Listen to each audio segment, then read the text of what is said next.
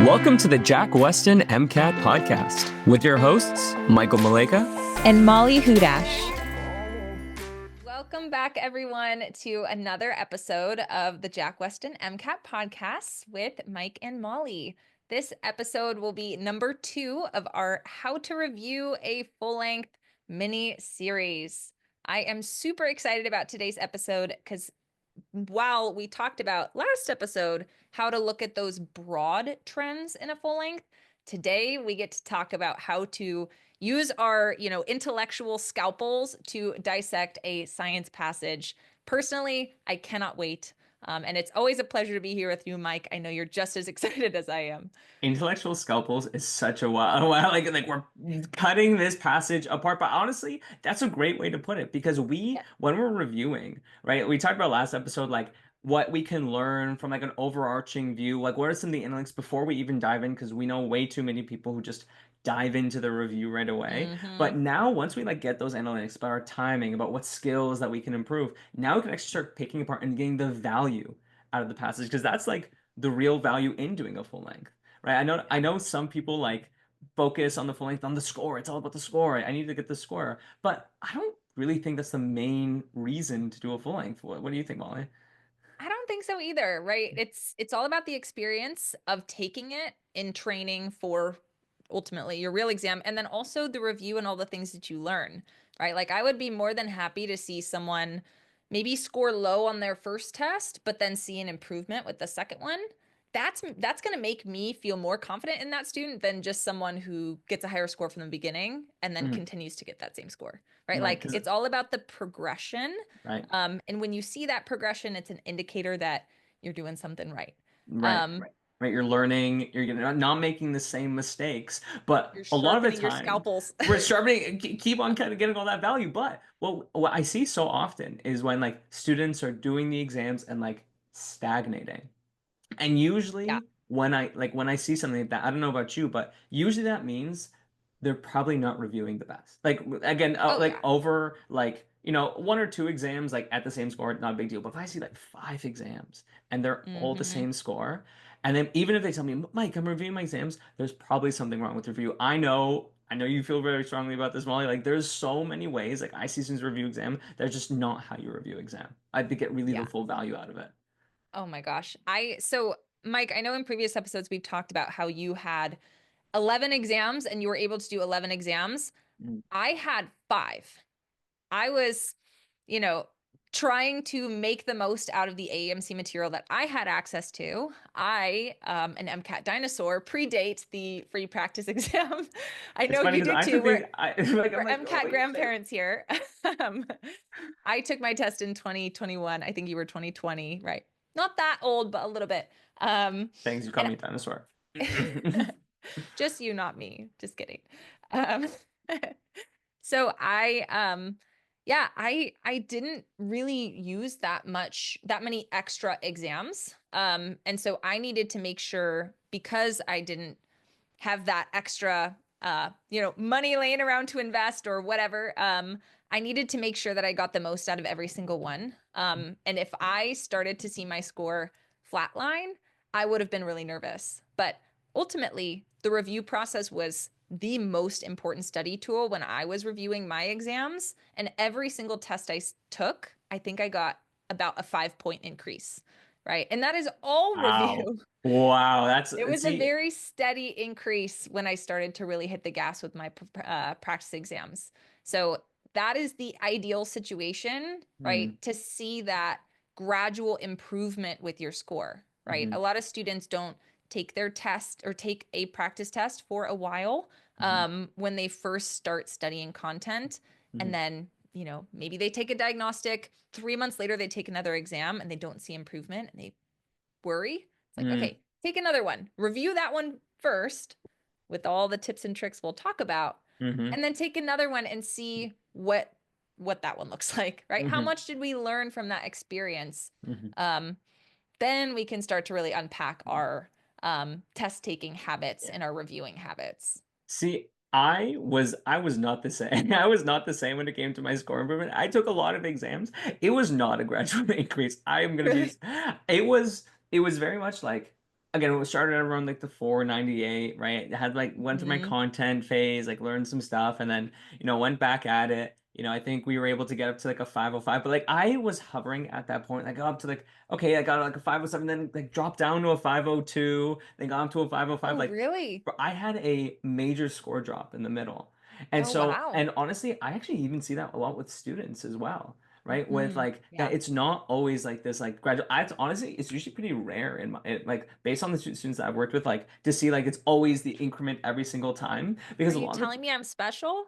of course, Molly, I'm of just course. kidding. We can go into your shark story later. But um, Definitely special. but but no, I see like I rarely see it increase because every exam is so different, right? Some exams Yeah. really hit on some weak points. Like if there's a huge data exam, right, and the previous exam didn't have a lot of data interpretation, and maybe that's not your strongest suit. Maybe that is what might cause that fluctuation. So I kind of want to make that preface because I know I wasn't like a 5 point increase every exam. That would be wild. That would be crazy for me because I took a lot of exams. Um, but Yeah. Oh, yeah. a You get lot the first like 552. right, and I'm like at 528, and I just keep on like going further. And they're like, Yeah. how are you doing They this? invent new scores for you, Mike. That I'm just that special. But like what I honestly see a lot of mistakes, and it's funny because I see these all the time that students make, like in their review. Yeah. Probably one of the most common like mistakes I see students make is when they only review incorrect answers. Oh, Right? Drives yeah. me crazy. It drives me crazy. What are your thoughts, Molly? Especially when they don't use the flagging tool when they take the test, right? Because ultimately, there are probably a lot more questions than you think that you really Hmm. struggled with. And Hmm. maybe you didn't perfectly understand, but maybe you got it down between three options or two options, and maybe you just guessed. And maybe the next time you took that test, if you saw it again, you would have made the other choice, right? Like, Hmm. and sometimes you get them correct, but not because you actually understood them, but because you made a lucky guess, right? Hmm. Or maybe, eventually you would have come to that conclusion anyways, but again, if you were in this same situation again, you could have totally made a different choice, right? There's Hmm. still a learning objective in there that you're not grasping, right? Right. You're not taking advantage of that. And again, as someone who did not have a ton of exams to review, I was hungry for it, right? Like Hmm. I've got to make the most out of this. I am very passionate about the review. And everyone's got a different approach, right? Like when we talk about reviewing with each other or with Adam or with other tutors, instructors, I know everyone's got a slightly different approach, but I think most students that haven't had tutoring or course exposure pretty much have the same approach to reviewing the test. Hmm. Um, and I want to know your thoughts. Pretty much everyone that for the most part, um, will review the incorrect answers. Hmm. So they'll look at the score overview page. They'll say, "Oh, I got question three wrong." They click review. Question three pops up, and they maybe skim the question. Probably not. They go straight to the solution and say, "Oh, okay. What was the question again? Okay, here's the question. All right. And what was that passage thing that they were talking about?" They look back at that and they're like, "Okay, the solution makes it make sense. Next question." Right? Hmm. This was probably some content thing that they mentioned in the passage or in the Hmm. solution. Now I know. I just need to know the I need to have memorized the KD of Oh, cytochrome C or something, right? Like, oh. no, no, no, You, no, no. I'm sure you're speaking to a few people right now, but like it's that process that this is why a lot of the times we feel so overwhelmed by this Yeah, exam because that takeaway at the end where it's like, if only I had known this, I could have yeah. done this This question one right. tiny piece of Content piece, information. right?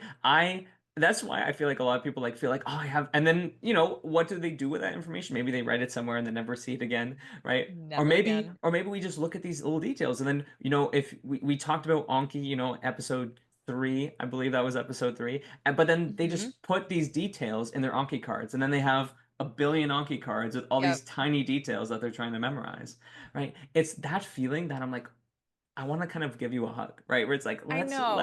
let's do it differently, right? Because Yeah. it's not like saying something's a content issue, in my opinion, is such a cop out, right? It's a There's crutch. so much that you could have done differently? Like I love telling the story of there's this one student I had where she was somebody who was at like 50-60% content. I can promise you that because she was a student I had. We had taken an Mm-hmm. exam, right? And she was like very fresh off her content phase. She hadn't mastered everything, right? Mm-hmm.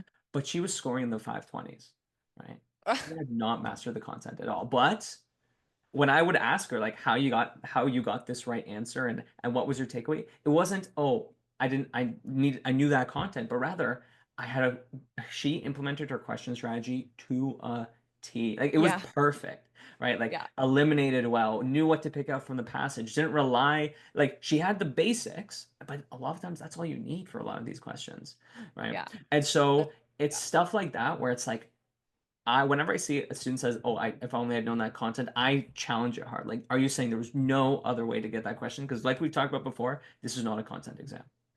Yeah, I love that you bring up that story because I feel like that's very much how I approached the test. Mm, And the only way that I was able to train myself to recognize what was important in the passage and figure out how to get the question right when maybe I didn't know the content, hmm right? I'm always the first one to say when I took my test, I probably knew like maybe 70 or 80% of the content. Like I was not a walking MCAT encyclopedia, right? And I got a 521. So hmm it's not impossible, but it does require really solid strategies. And ultimately, students ask me all the time, how am I supposed to really improve strategies, right? Maybe I've hmm watched the strategy lectures that are in our course, which are hmm amazing, by the way. hmm But, and I wrote down all the strategies in my notes and I'm not doing any better. It's like, a strategy is a tool in your toolkit, right? Like you need to know what tool to use. You need to be able to evaluate the situation, see what you need, and then ask yourself, well, what do I have that I can use to unpack this? How can I make the most with things that I have with me? hmm Because I'm not a walking encyclopedia, right? hmm I know what I know and I have the tools that I have. How can I get the answer right? hmm That is all strategy. And strategy, I will die on this hill, is born from the review. Absolutely. Talked about the broad 100%. overview, Yeah. and that's critical to give you an idea of what you need to do. In our strategy metaphor that we talked hmm about earlier, right? Maybe what we're talking about today is going to be the actual surgery with our hmm little intellectual scalpels. The broad overview is learning about your patient and learning about the actual procedure that you're supposed to do. So you mm know what to do when patient's draped and you come in with your scalpel, right? Right. We So know yeah. what we're up against at this point. So now if we don't review the way we've talked about, Mike, how should we review? What So should I mean, first and foremost, after you take your exam, and we've talked about like those first processes that you should reflect, and if you didn't watch the last episode, check it out because that's Yeah, super definitely go useful. watch that one.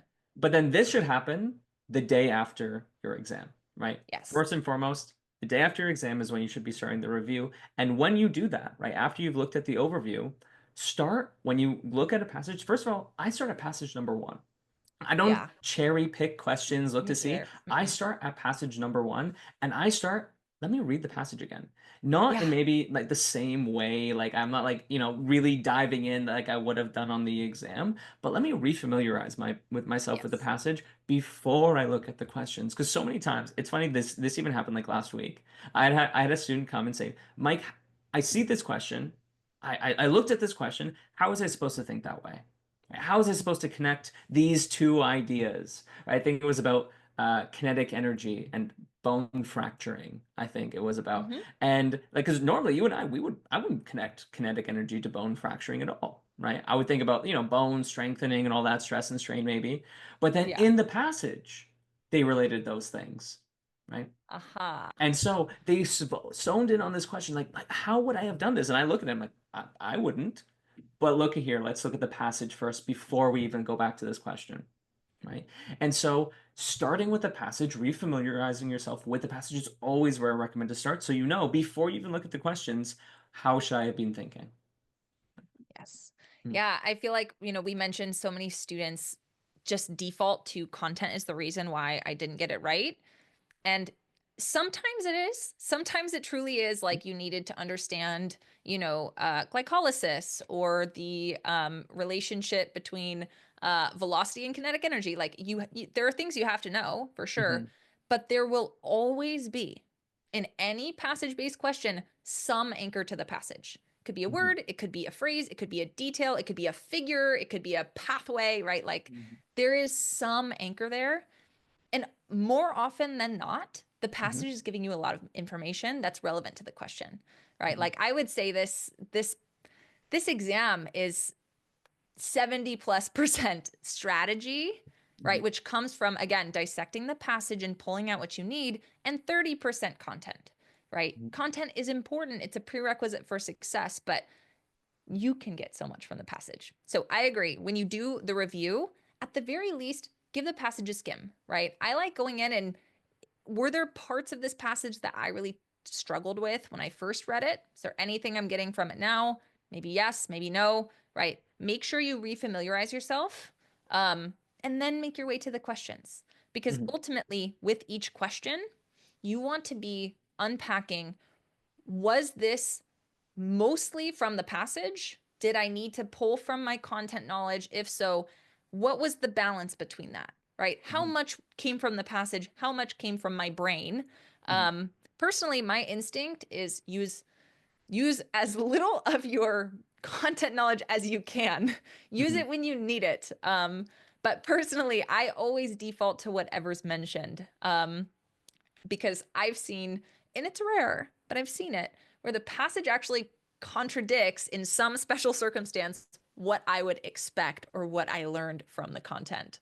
Yeah, no, I think this is huge because like a lot of times with these questions, I see all the time, people on like Reddit who are like, oh, just jump to the passage, and I get it, I get the reasoning. You're like, oh, what if they're mostly pseudo discrete questions and you didn't really need the passage? Oh, jump to the question. Yeah, yeah, Yeah, skip the passage, jump to they the skip the question. passage, jump to the questions. But then, of course, like they make all these mistakes because there's sometimes, again, like you said, sometimes things in the passage that are completely, I've seen it myself too, where, and the passage says it, they're like, oh, normally we knew this mechanism before, but here's this Mm-hmm. brand new mechanism that changes Yep. how we think. I've seen that passage, right? Yep. And so if we did not pay attention to the passage, yeah, of course we're not going to get that question right, right? And so, yeah, after you go to that question, right, you understand, okay, is this referring to something about passage? I love what you said when it comes to like my first instinct is, was there something that they referred to in the Yes. passage, right? When I'm looking at them, I'm always asking myself, was the passage talking about this at all?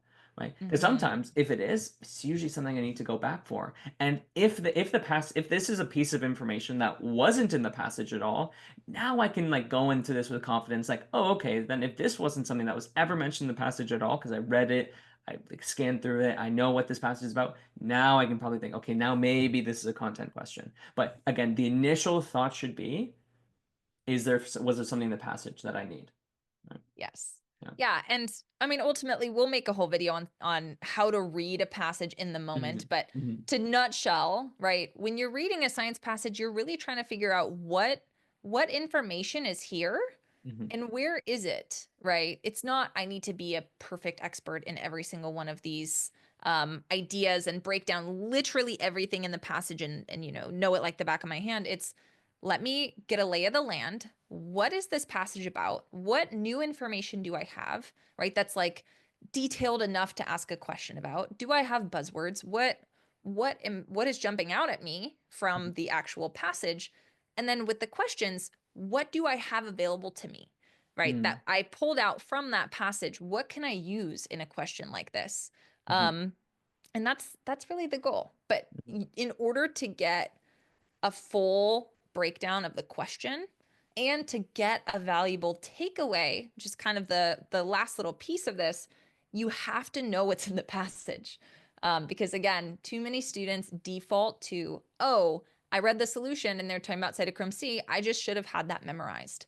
Um, and that's not only does that feel bad, thinking to yourself like, oh, this is all this like low yield material, the MCAT's so unfair, or I didn't learn this. I'm not smart enough to do well. I should have known this. It's so self-defeating with that, whichever way you look at it, either MCAT's not fair or I'm not enough. Um, there's a reason why this is a critical thinking test, right? I know CARS is critical analysis and reasoning skills, but science is critical thinking too.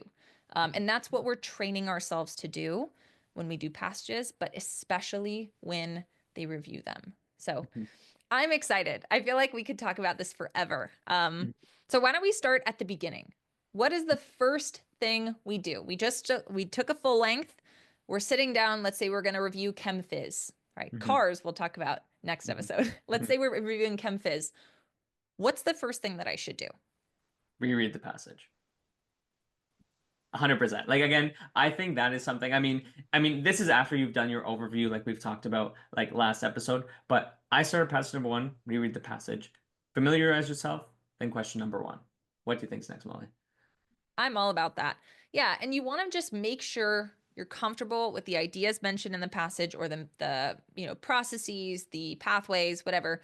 Um, and then you're going to move to the question, right? You're reading the passage, you're familiarizing yourself, but before you go in with those scalpels and ultimately unpack a question, I feel like there's something we need to unpack here, Mm, right? Like there's something that I think a lot of students need to hear that may mm, not have already, which is mm, there are so many reasons why you could have missed a question, right? Students tend to say it's a content thing.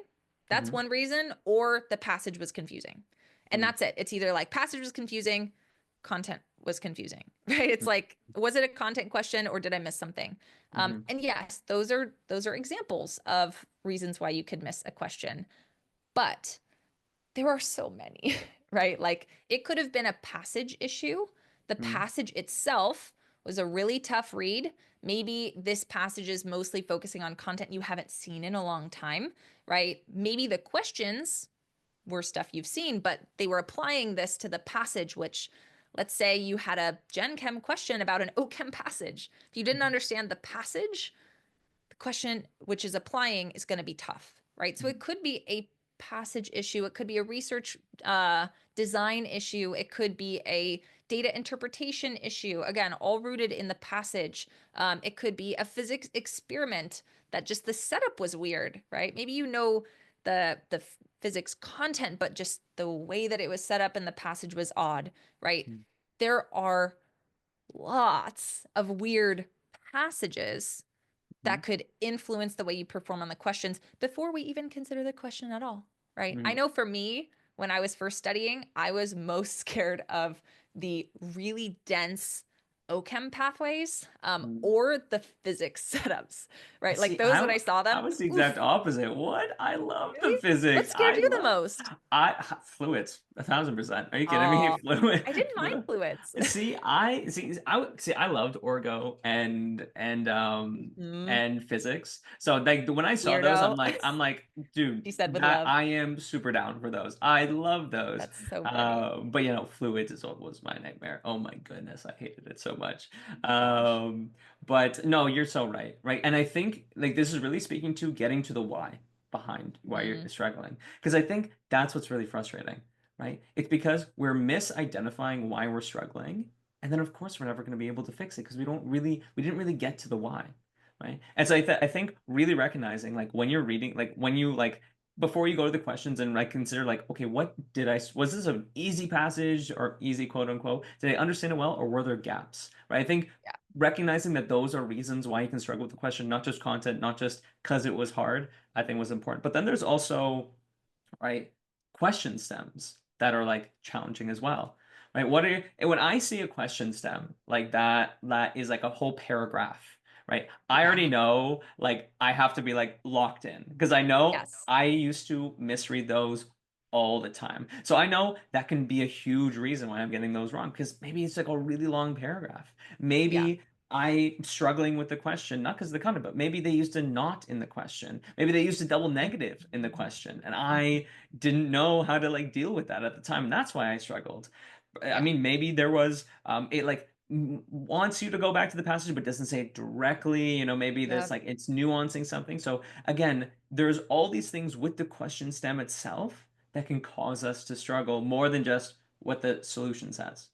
Yes. I will bring it to my grave. Actually, no, that means I won't say it. I will shout it from the rooftops. There Oh, we okay. go. I was like, all right, what are you I will hiding? say it on and on until infinity that you have to understand what the question's asking if you Mm, want to get the correct answer, mhm, right? Like just looking at the answer choices, you have a 25% chance of guessing right, but there's no way that you can improve, mm, really, right? You need to know what the question is asking you, mm, or else you're shooting in the dark, mm, right? So when you have a big, dense question like that, it's worth the time to sit and unpack it. Make sure you know what the question is asking you, mm, right? Because there are so many little tricks, little double negatives, a not in there, or an except, or a least, or whatever it is, right? Or little sneaky things, mm, ways that they're rephrasing something that was in the passage, that they're trying to give you a little nudge, like, mm, hey, were you paying attention? mm, That if you are reading on panic mode, or if you're skimming the question and going right to the answers, you will never pick up on. mm, And then again, you'll read the answer choices, which themselves can be confusingly worded. And you'll say, how was I supposed to get this? I mhm, couldn't, because either it was a passage thing, the passage was a tough read, or the question stem could have been tough, right? mm, Of course, the answer choices can also be tricky, right? mm, And ultimately, these are all reasons why we could have selected the wrong answer. Sometimes you have answer choices that are really difficult to eliminate for some reason, right? mm, Especially if we haven't read the question carefully, mm, because sometimes there are actually true statements. Like this is, if it was a standalone sentence, it is true, right? Like, and mhm, it applies to the passage. It's not wrong, but it has nothing to do with the question. mm, Or it could be a true statement in terms of content, but it doesn't relate to the passage, mhm, right? That I think is the most frustrating part sometimes, for students that review out of order, mm, right? If you just look at the solution or the answer choices first, you're like, why am I wrong? That's mhm, literally, if I copy and paste that into Google, that is a fact. Like, mhm, it ro- doesn't match. It mm, has to match, which is mhm, why we go the direction we do. mm, Um, so all of this is kind of highlighting the fact that we need to gain information from the passage. We need to know what we're up against and mm, what material we have available to us to be working with in the questions. Then we need to read the question and make sure we really know what is being asked. And then with the answer choices, we just have to be very, very careful, mhm. right? Which is when I like to say we get mean. I feel so strong. I remember thinking this, especially when I was doing my prep. Because I would do that. I would do this. I would look to the passage, look to the question. I'm like, I understand this question. And I look to my Mhm. answer options. And I'm gonna be honest, right? I was like, I don't agree with some of these answer options. I don't see Mhm. how that's right. I all the Yeah. time. All Especially in cars. Don't get me wrong, but we'll talk about cars in another day. But especially cars, but even in all the sections, I would look to what the solution said and what the answer said, and I wouldn't agree with it. But that the truth is, and this is something I will scream this from the rooftop, is the right answer isn't always there, right? But what this exam owes you is that there might not be a right answer. There's just three incorrect answer options and one answer option that just isn't incorrect. Hmm. But a mistake I see so often is when we look to our answer options, we're not mean. We're so nice. We look to our answer options like, oh, maybe if you could take these few steps, this could be, you can make this argument that, like, oh, maybe in this scenario, A could be right. I don't like B, it doesn't sound good. We get too nice with our answer Yeah. options. We have to It's so start funny. getting, no, again, and I was guilty of this too, right? Me This too. was Oh, definitely at first because I, I was again like I was upset. I was like I feel like my reasoning for A was good. yeah, like that answer's okay. Yeah. It's fine. But It's there's good something enough. about it. But there's something about it, right? We're Yeah. too nice about it. We overlook these things, but we've got to start getting mean with our answer options, where Yeah. we have got to start looking as to why these things are wrong rather than Yes. why that right answer was right.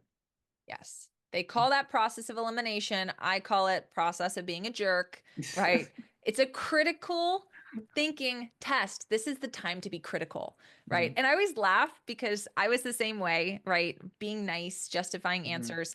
And I think pretty much everyone is. And mhm, I've come to the conclusion after working with thousands of students that it's the type of person that is attracted to medicine. It's a very giving nature, I think. Most people who are coming into this field I hope and I assume are coming in for the right reasons of I want to help others. I want to be a resource to my community. I want to help mitigate and address suffering in my community and make it better. And I want to help patients, blah, blah, blah. Right.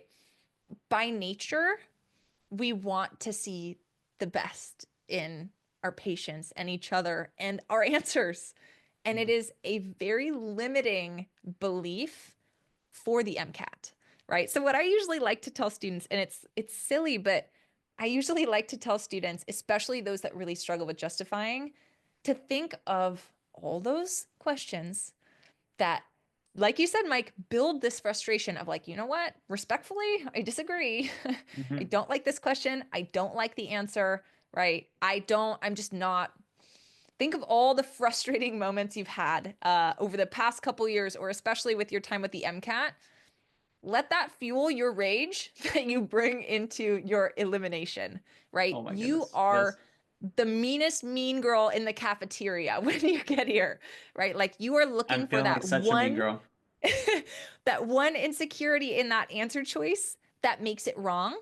And if Mm. there's the whole answer is right except one little word that makes it a Mhm. little too extreme or changes the meaning a little too far from the passage, it's gone. It's out. Mm. Bye. I Right. don't care if 99% of it is right, if 1% of it is wrong. Right. And that tends to be kind of like a pop the bubble moment for a lot of people of just, wait a minute, mindset shift. If one tiny piece of this answer is wrong, the answer is wrong. Right. Um, I think and that it's, that kind of speaks to yeah. like the objectivity of the exam. Mhm. Because again, the right answer, you could make an argument for it. You're like, I don't know. Yeah.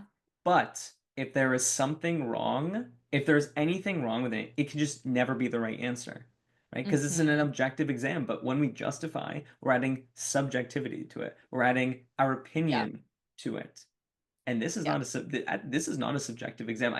Even cars, right? This is a very objective exam. Yes. There is always one right answer objectively, Hmm. right? And I'm excited to anything talk cars with you, Mike. I I feel so strongly about cars because again, Me too. I struggled with cars. And so Yeah. it was this like anger, like you're seeing it come out now, like I feel so like they don't they then there's not always the right answer. And again, a lot of the times when I'm working with students, I can't tell you why the right answer is right sometimes. I sometimes it's hard for me. I can never convince some students why C was the right answer. It's the least wrong. It's just the least wrong. A, B, and D are wrong, but you They're were being too more wrong. nice. Yeah, I mean, they're way wrong, right? But Yeah. we were being too nice. And so Yes. honestly, whenever I'm like working with students, the biggest breakthroughs I've seen in score wise is when we let go of this idea that I always have to find the right answer. Yes. Like I've seen massive score increases once we start just eliminating, right? And Hmm. even we like do like review sheets, right? I remember I had one student who like in all of her like review sheet, she said every time she like got a question right, it was usually nice eliminating, not I knew the right Hmm. answer, right? And Hmm. it was her that I remember that because that she was somebody who I think we were like at a 508 and we jumped to a 518 just because she made this shift where she just Yeah. stopped looking for the right answer all the time.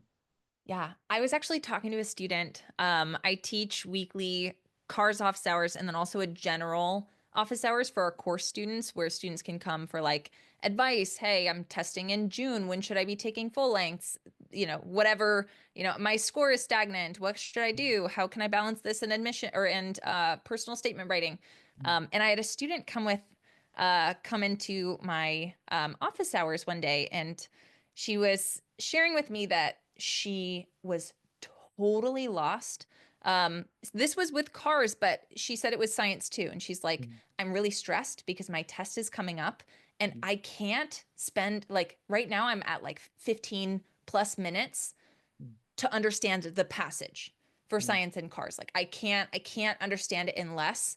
And Mhm. my accuracy is like 40 or 50%.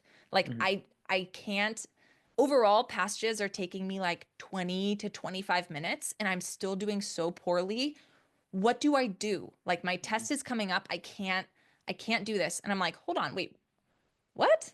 I'm like, wait, back up. How long are you spending on a passage? How long are you spending on the questions? I'm like, Mhm. okay, I have a theory here. Mhm. That's your problem. right? You're giving yourself way too much time. You're getting way too in depth with this, and you're trying to find the perfect answer. And you Mm, can't do it, and it's driving you crazy, and it's not allowing you to see the things that are wrong, right? You're mhm, spending too much time and you're overthinking it too much trying to find this perfect answer.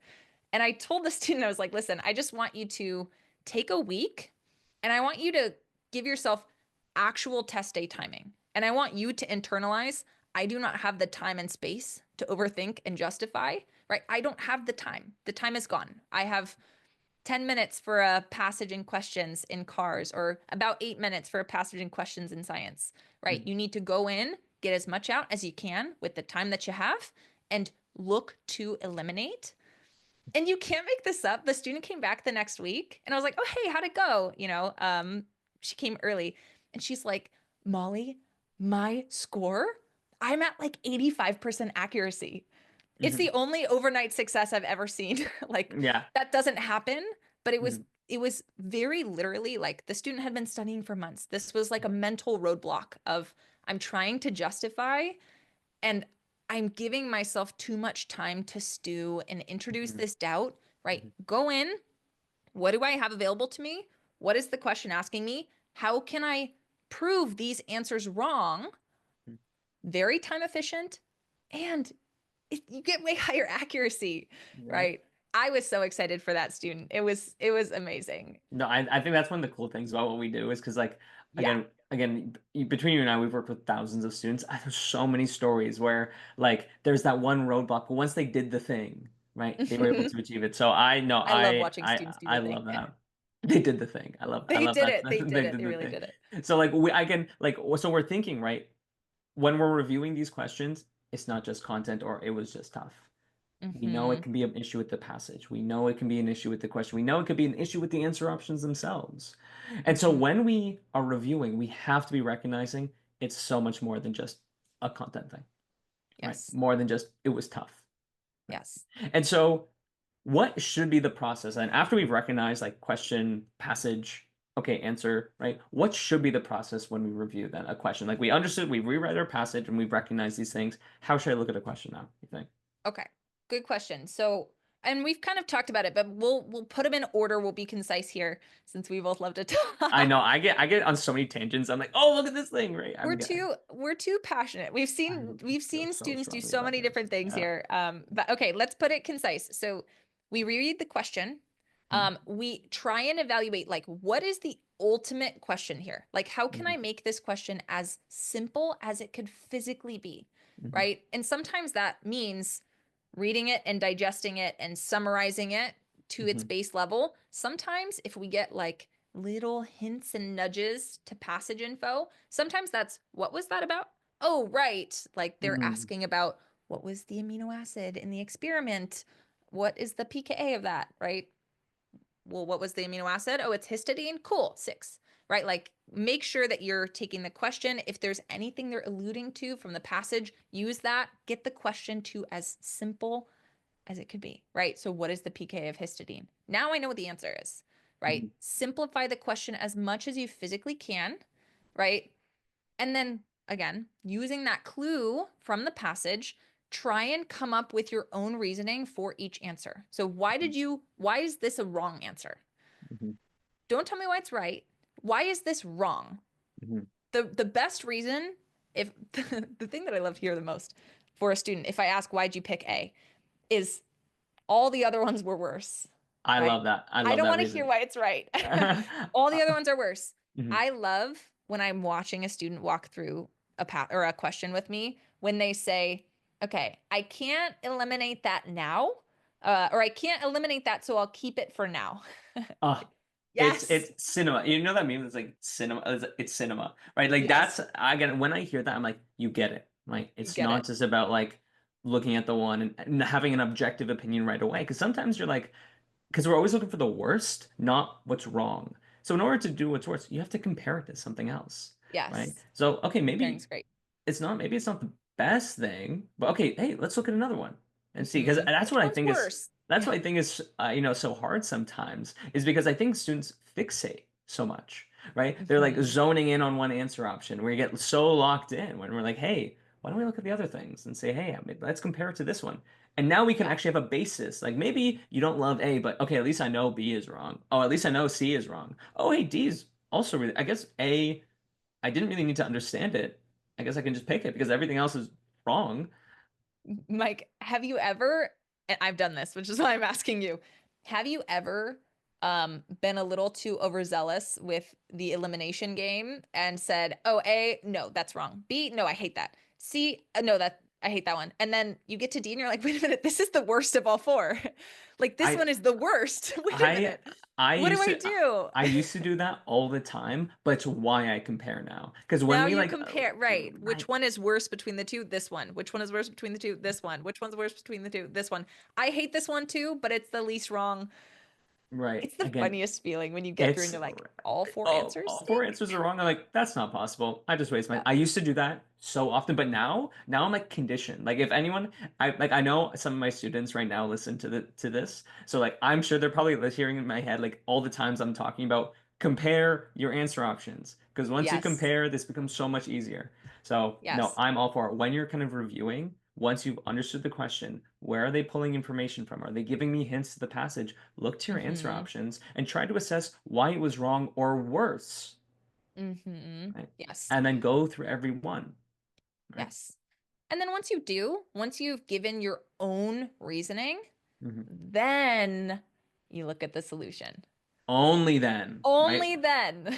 And I want to just think, over the past couple episodes, we've been talking a lot about like the way that you study shapes how you learn, right? The Mhm. tools you use to study shapes how you learn. We've Mhm. talked a lot about like learning theory and educational design here so far, um, to make the podcast sound super exciting. It's super, yeah. Who doesn't love learning theory and educational Love design? learning theory. Oh my goodness. My nerdiness is showing because I actually do that. Love that.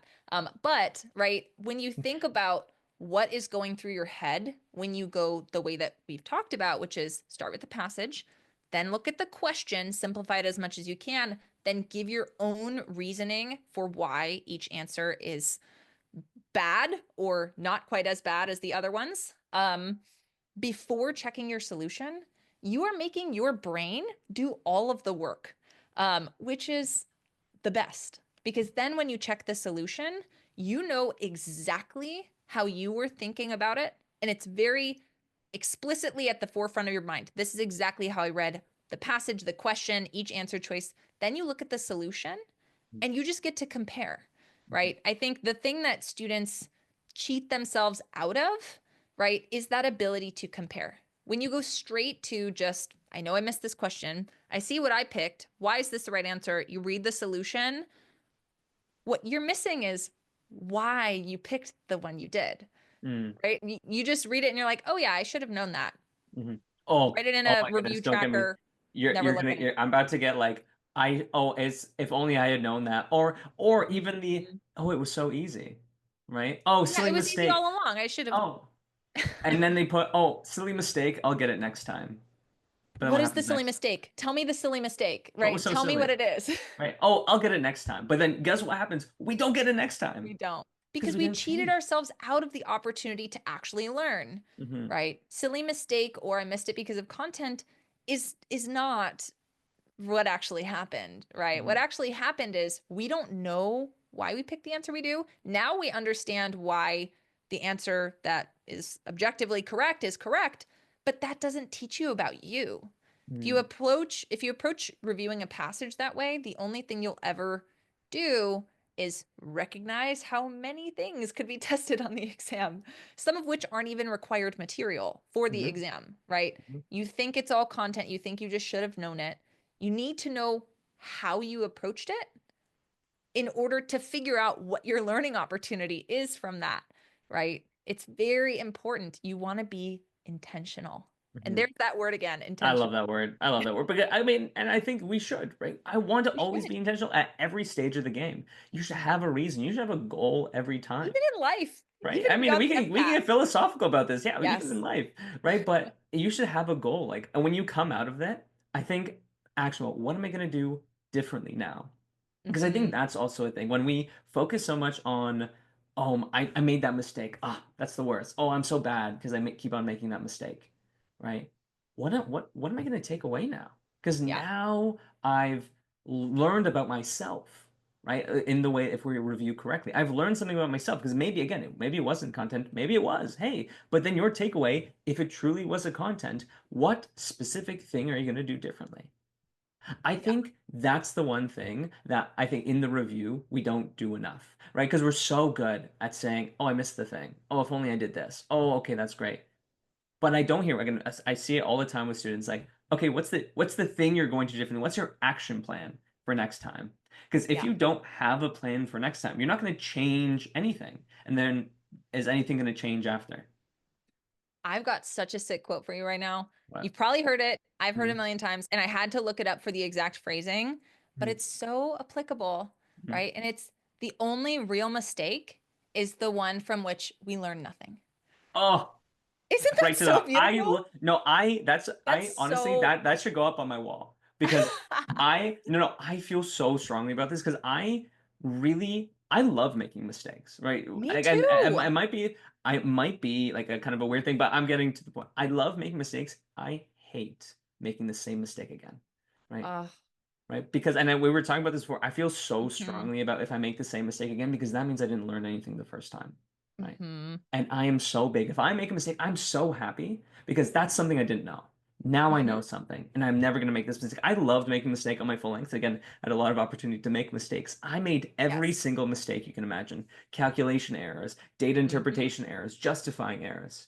But I just made sure to not make that mistake again. And we were even talking before, I would go back. Like this is not something most people do, but I would go back through my review of every single exam, like periodically, to make sure Going through a review tracker after you made it? I know, mind blowing. But I would go back and see, like, What? hey, have I made that mistake recently? Or did I make that mistake again? Because sometimes you forget what mistakes you make. I would go back in like my first and second exam and say, hey, did I make that mistake again? And if I I did, love that. I would get upset with myself. I'd be like, again, not in like a Don't self-deprecating get upset way, with yourself. but in a I know I expect better I can do better, Like right? a big brother to yourself. Yeah, not in like a oh you're the worst, Mike, but as in like I know I can do better. I know I can learn. And that's it was that mentality, right? That's the idea where we're constantly learning from our mistakes. But what we do when we improperly review is we're stealing that from ourselves. We just say, Yeah. "Oh, it's a content, silly error." But by actually looking through, taking comparing your thought process, giving the time for the review, then looking at the solutions, like once you actually do all the right things, and then make a plan for next time and then follow through. That's how we Yeah. get to improvement. Yeah. Right? I think it's really critical to talk about the emotions of all of this. Hmm. Um, because I think what you're describing, your like sort of self-reflection process that you're just talking about, is very much like you're your own coach, right? It's like, okay, this was me as I took it, right? When I took my exam or when I did that passage, like this is what I recognized that I was doing.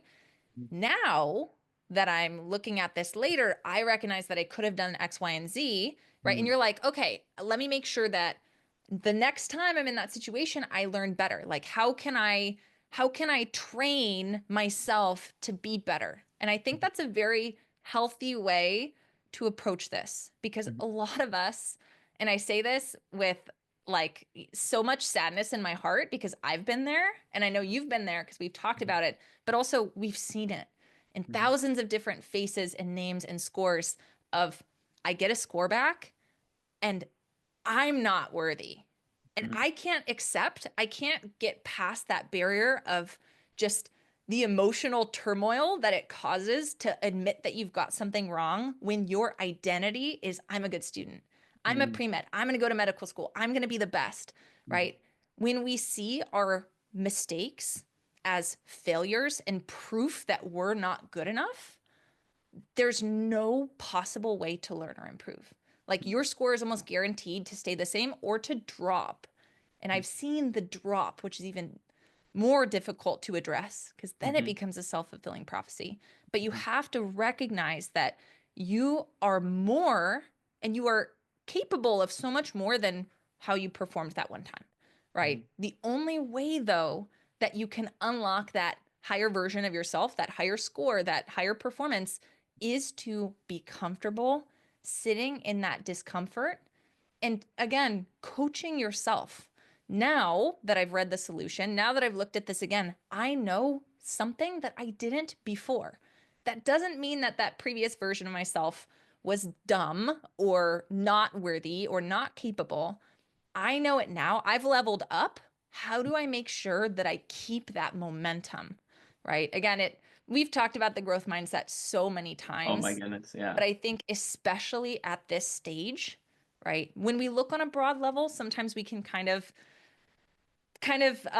dissociate from the Mhm. individual mistakes in each question. But I just want to know, I want everyone listening to know that in this process, if you feel that way, if you ever start to shut down, know that every single one of these mistakes, every question you get wrong is like a lighthouse in the dark, that this is something that now you know you can work on.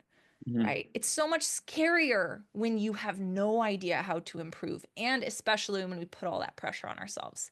Mhm. Every mistake is showing you, hey, there might be a lot of reasons that you can miss a question, but this one you missed for this. Now you know you could work on this to get better. Go do some drills, right?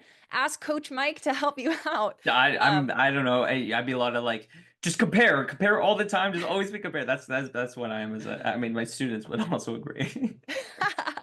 Are you the drill sergeant with your students? I am like so like we got a game plan. Stick to the game plan. I am so like to the plan because whenever we deviate from the plan, like that's when Yeah. things go wrong, right? So I am Yes. like super like you got a game plan. Every time we don't do the game plan, things go wrong. So why are we not doing the game plan? I am so It's like true. rigid as a coach in that sense. But hey, tough love is what It we need works. sometimes. Hey, it definitely works for students. Like again, I can list off all these students, but again, I think when kind of like taking away from this review and like our conversation about the review is I think an overarching theme is figure out why you really got it wrong. I think that's really like the core because all these mistakes that students are making, like when pointing out all like the wrong things to be pointing out when in the review, is the real problem is they're not really figuring out what they're doing incorrectly. So if you figure out all first, you figure out all the reasons why you could have gotten it wrong, and then pinpoint exactly what you did, now we have a step moving forward. And I think this is really important for sciences, but also in cars. I mean, what are your thoughts, Molly? Sometimes I think it's even more important in cars. Uh-huh, yeah. I mean, it's never not important. And again, I think this is one of those things that, as we've mentioned, the MCAT forces you to learn, and it can be very uncomfortable. But as someone who is on the other side of it and has been for years now, not to make us sound like MCAT grandparents again, but I think Keep on this is saying that. now it's like a running joke in my mind. We're not that old, I promise. I think it is something that I will like the MCAT, even when we're actually grandparents. I will always have so much appreciation for this exam, um, because it taught me that, right? Like this is an exam that will force you to slow down and learn how to accept yourself and deal with failure and deal with your own emotional struggles and your own emotional processing. Like it's not tough or it's not fun in the moment, and I know I've been through it, but I will Hmm. say, as someone who's on the other side, I will never forget the things that I've learned in that process. Hmm. And again, yes, it's true of science, but I think because there's no content in cars, we talked about how content's kind of the crutch. Oh, I missed this question because of content. That's the easy grab, for students when they feel that panic. Cars, there's no Just panic. content to grab. It, There's no easy crutch. There's no scapegoat, which is why I think for all of the things that we learn about ourselves and all of that like emotional development, I think Cars is the one that can either be the most world shattering in a negative way, meaning just straight up Cars trauma, like Cars proves that I'm not who I think I am, or you could have Cars enlightenment on the other side oh my of, goodness, yes. now that I've faced all of that, I've Mhm. grown. So we will talk all about Cars next episode. Again, Mhm. very different from the sciences and yet also shares Some some similarities. similarities. Yeah. Um, it's going to be a really fun conversation. I think a lot of people were looking forward to that one because I think even more than the sciences, that stagnation we were talking about, so Yes. frustrating the cards. So again, and Yes. really a huge theme is improvement comes not just in repetition, but the review. And so looking Yes. forward, definitely looking forward. And then we also have a special guest coming on. I So know. Who could who it who could it be? possibly be? Stay Hmm. tuned and you'll find out. I So guess you'll just have to stay tuned. so I mean, I'm excited. I'm super excited. I hope you guys are excited. Have a lovely rest of your week or weekend or Wherever we again, are seeing you, I guess. wherever, yeah, whenever you're watching this. True. And we can't wait to see you for the next one. This will be the last episode of our How to Review mini series. So get excited. We'll see you there. Until then, happy studying, everyone. Bye now.